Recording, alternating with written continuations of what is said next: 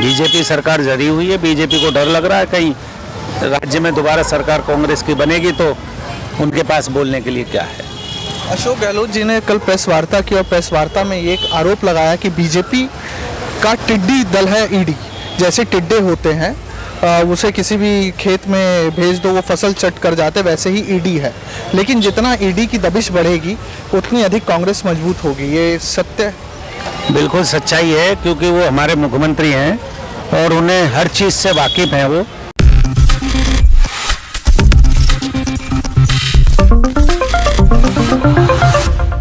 National news में आपका बहुत बहुत स्वागत है। मैं हूं आपके साथ अबरारुल हक रहमान। क्या वाकई में दिल्ली प्रदेश के मुख्यमंत्री अरविंद केजरीवाल की मुश्किलें कम हो सकती है? क्या ऐसा संभव नजर आ रहा है?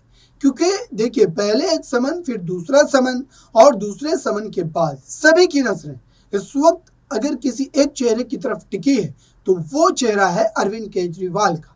दरअसल अरविंद केजरीवाल को भी शराब आबकारी नीति मामले में अभियुक्त बनाकर ईडी जो है जेल में डालना चाहती है और उसके तमाम जो कोशिशें हैं वो हमें नजर भी आ रही है।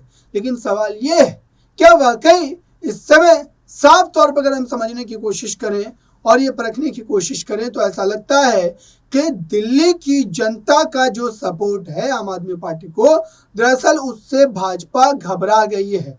भाजपा को डर सता रहा है कि अगर आम आदमी पार्टी इस तरीके से लगातार उभरती चली गई तो आप सोचिए कि इसका खामियाजा भारतीय जनता पार्टी को किस तरीके से चुकाना पड़ सकता है। और दरअसल इसी आधार पर मामला जो है वो इस तरीके से बनता हुआ नजर आ रहा है। हालांकि इस पर जनता की क्या राय है वो भी आप इस रिपोर्ट में देख लीजिए। और गहलोत जी की दोबारा सरकार बनने जा रही है, क्योंकि वहां पर इन्होंने वसुंधरा राजे जी को अपना प्रत्याशी नहीं घोषित करा, उनके लास्ट टाइम पर उनका टिकट कराए।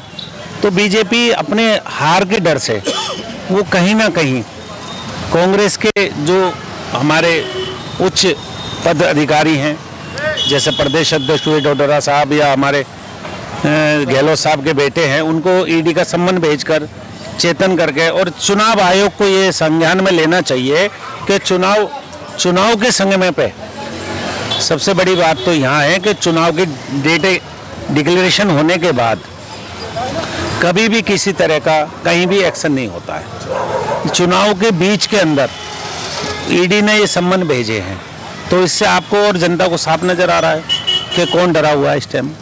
बीजेपी सरकार जरी हुई है। बीजेपी को डर लग रहा है कहीं राज्य में दोबारा सरकार कांग्रेस की बनेगी तो उनके पास बोलने के लिए क्या है। अशोक गहलोत जी ने कल प्रेस वार्ता की और प्रेस वार्ता में ये एक आरोप लगाया कि बीजेपी का टिड्डी दल है ईडी। जैसे टिड्डे होते हैं उसे किसी भी खेत में भेज दो वो फसल चट कर जाते, वैसे ही ईडी है। लेकिन जितना ईडी की दबिश बढ़ेगी उतनी अधिक कांग्रेस मजबूत होगी, ये सत्य है? बिल्कुल सच्चाई है, क्योंकि वो हमारे मुख्यमंत्री हैं और उन्हें हर चीज़ से वाकिफ हैं वो, क्योंकि प्रशासन भी वो चला रहे हैं और देश को भी उन्होंने चलाया।